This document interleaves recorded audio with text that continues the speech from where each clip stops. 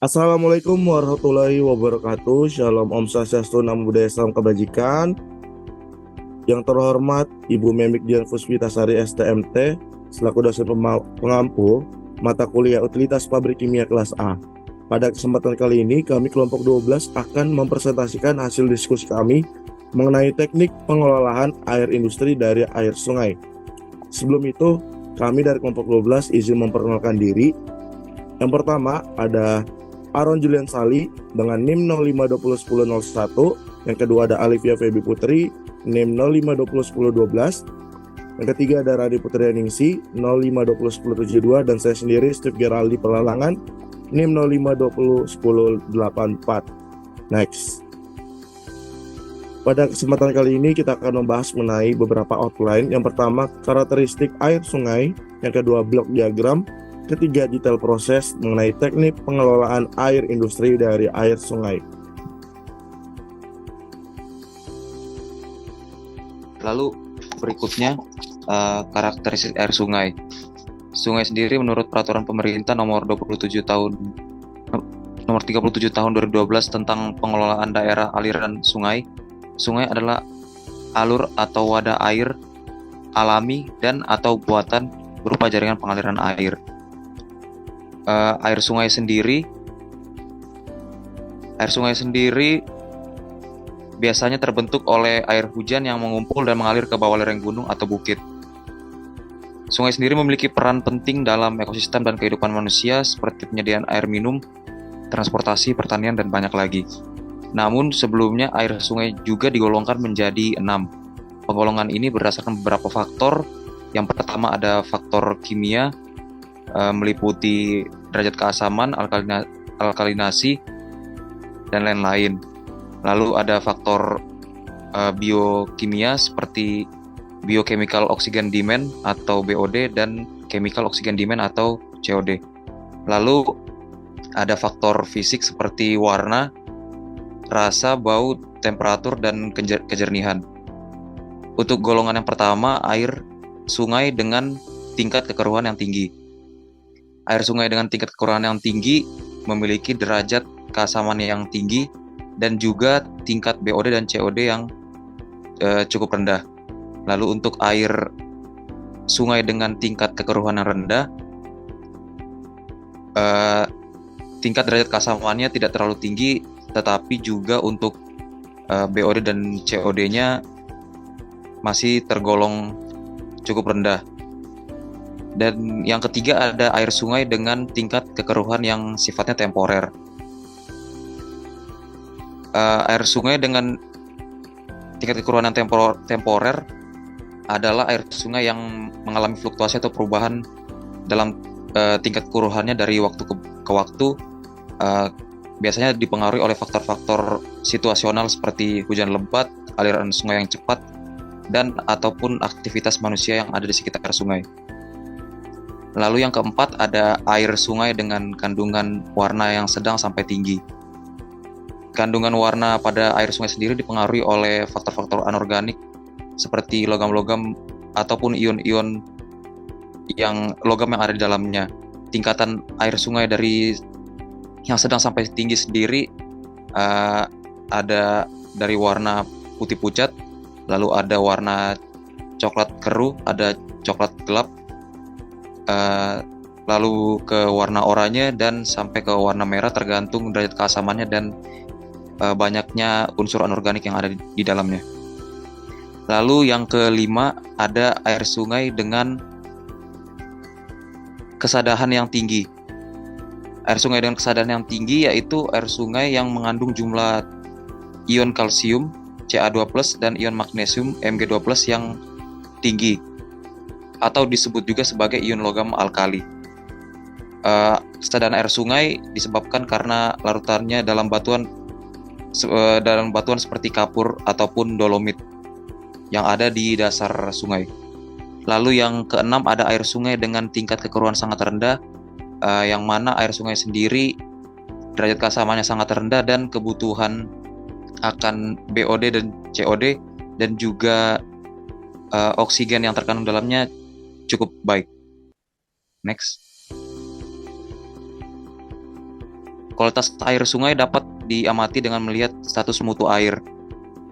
Berdasarkan peraturan pemerintah nomor 82 tahun 2001 tentang pengelolaan kualitas air. Nilai mutu kualitas air sendiri dihitung berdasarkan nilai PIC atau indeks pencemaran. Kami membagi kelas untuk karakteristik air sungai menjadi 4, yaitu kelas 1, yang mana kelas 1 ini digunakan untuk air baku, air minum, dan atau peruntukan lain yang mempersyaratkan mutu air yang sama, atau bisa dibilang kebutuhan sanitasi.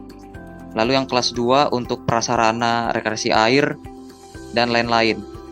Dan yang berikutnya ada kelas 3, air yang digunakan untuk pembudidayaan ikan air tawar, peternakan, ataupun mengairi tanaman. Lalu yang kelas 4, air yang digunakan untuk mengairi pertanaman, perkebunan, ataupun peruntukan yang lain yang mempersyaratkan mutu air yang sama. Untuk kebutuhan air industri sendiri, kelompok kami menggunakan air kelas 3 dan kelas 4 dikarenakan mencukupi mutu yang dibutuhkan dan juga nilai kebutuhan oksigen yang ada di dalamnya tergolong cukup rendah. Next.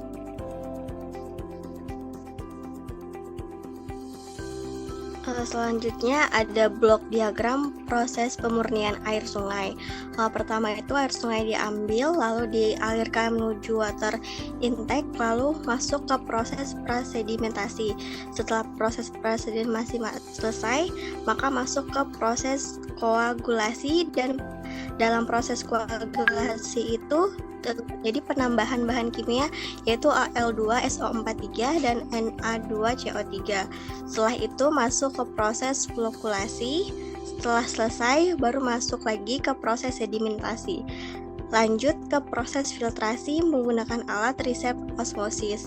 Setelah itu air ditampung menggunakan filtered water storage tank. Nah, air yang ditampung di dalam alat filter water storage tank itu dialirkan ke beberapa unit, yaitu ada unit air sanitasi, air boiler, air proses, dan air pendingin. Nah, untuk air sanitasi sendiri, air yang telah disimpan tadi dialirkan menuju tangki klorinator dan ditambahkan kaplorit, lalu masuk ke penampungan air dan jadi air sanitasi. Lalu untuk air umpan boiler itu air yang telah ditampung masuk ke proses demineralisasi, lalu lanjut ke proses deator, lalu masuk ke penampungan umpan boiler, maka terbentuklah air umpan boiler. Lalu untuk air proses sendiri, air yang telah ditampung tadi itu dialirkan menuju penampungan air proses dan ditambahkan bahan kimia,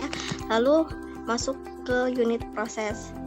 Untuk air pendingin sendiri, air yang telah ditampung tadi dialirkan menuju penampung umpan pendingin dan ditambahkan bahan kimia, lalu dimasuk ke penampungan air pendingin, maka terjadi unit air pendingin dan selesai.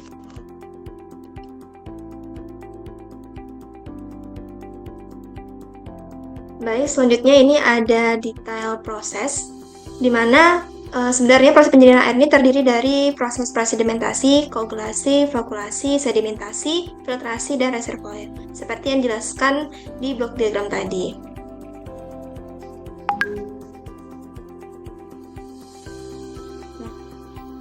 Untuk air sungai itu bakal dipompa lebih dahulu dan bakal dialirkan menuju water intake untuk kebutuhan proses pengolahan air sebelum dimasukkan ke dalam water treatment plant atau WTP.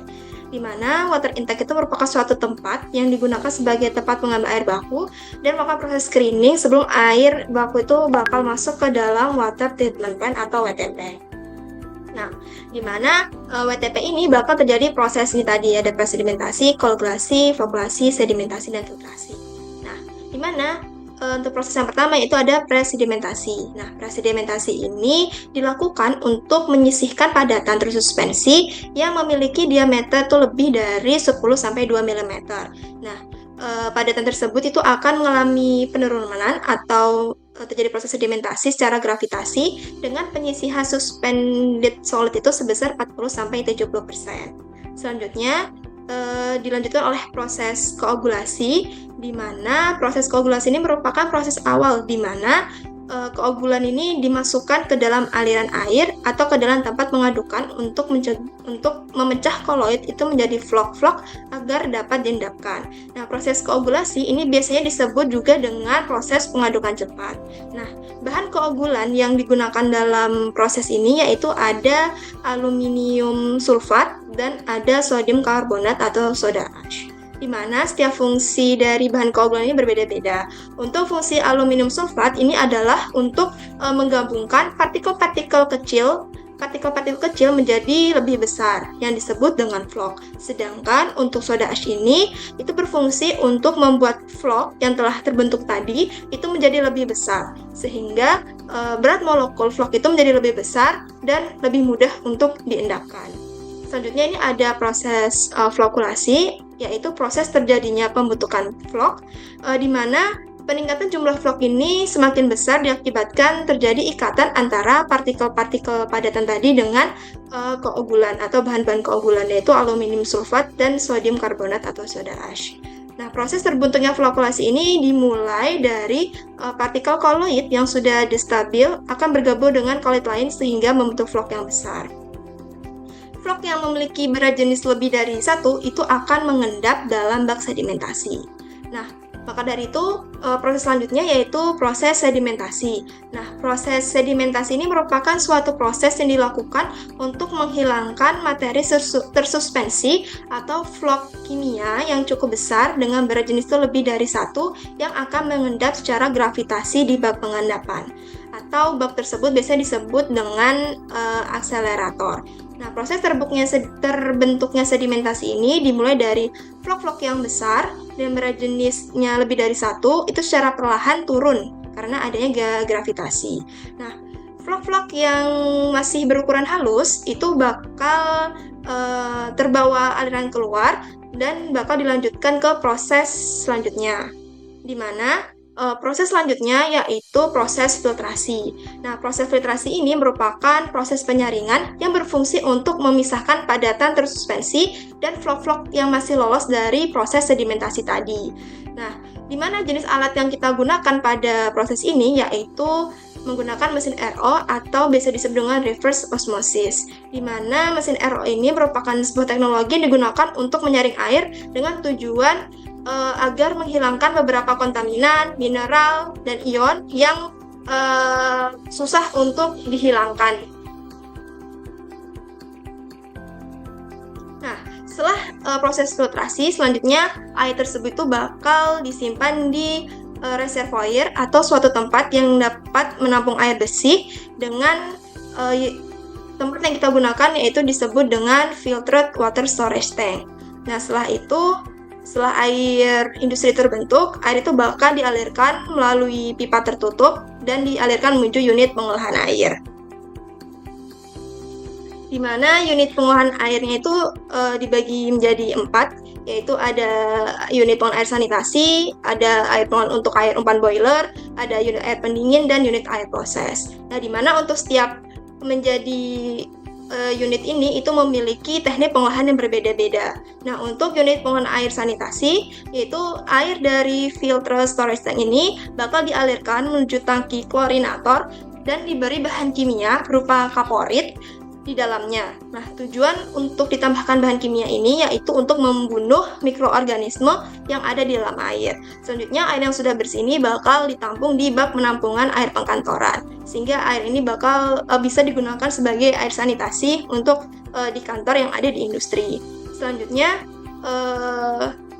unit pengolahan air untuk umpan boiler atau boiler feed water. Nah, untuk proses air menjadi air umpan boiler ini memiliki beberapa tahap lagi, yaitu diantaranya yang pertama ada unit demineralisasi air, di mana unit ini tuh berfungsi untuk menghilangkan mineral-mineral yang ada di dalam air. Nah, ini agar dihasilkan air yang bebas mineral yang akan diproses menjadi air umpan boiler atau BFD.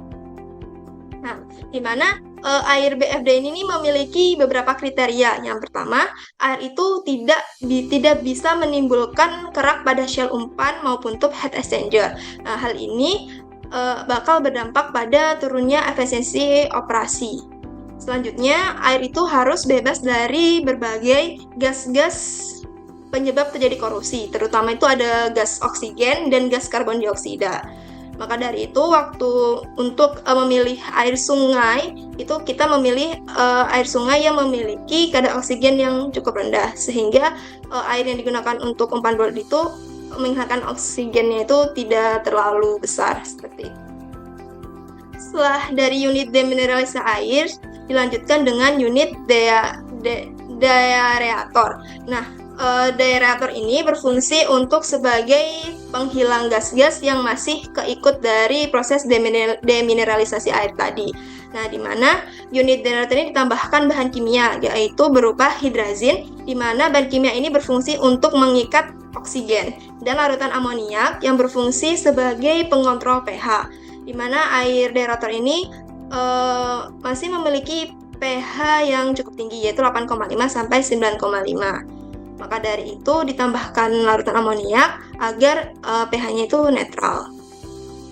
Selanjutnya, untuk unit air pendingin dan unit air proses, ini proses sama, yaitu air dari filter storage tank itu bakal dialirkan di tempat penampungan dan ditambahkan bahan kimia. Bahan kimia yang dipakai itu ada fosfat, ada klorin, dan ada dipersan, di mana fungsinya ini berbeda-beda. Untuk fosfat ini untuk mencegah terbentuknya kerat, sedangkan klorin ini fungsinya untuk membunuh mikroorganisme, dan dipersan ini berfungsi untuk mencegah pengendapan fosfat.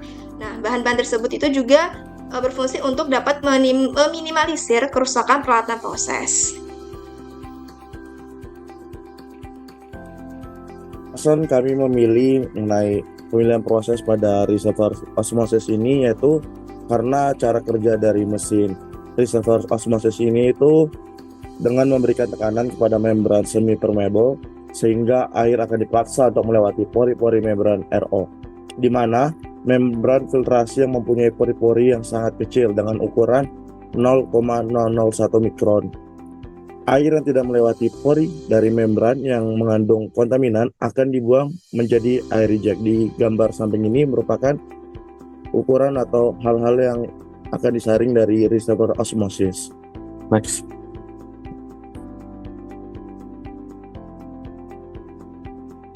Dan ini merupakan daftar pustaka dari referensi-referensi yang kami dapatkan mengenai materi-materi yang kami cari. Next. Dan ini merupakan pembagian job desk pada kelompok kami yang sudah tertera. Next. Dan ini juga merupakan post test, jadi bisa diisi untuk teman-teman. Next. Sekian presentasi dari kami kelompok 12 Utilitas Pabrik Kimia kelas A, dosen pengampu Ibu Memik Dian Puspitasari STMT dengan materi teknik pengelolaan air industri dari air sungai. Ada satu kutipan dari kelompok kami yaitu sungai tidak hanya memberi air tetapi juga membawa kehidupan. Sekian dari kelompok 12, terima kasih.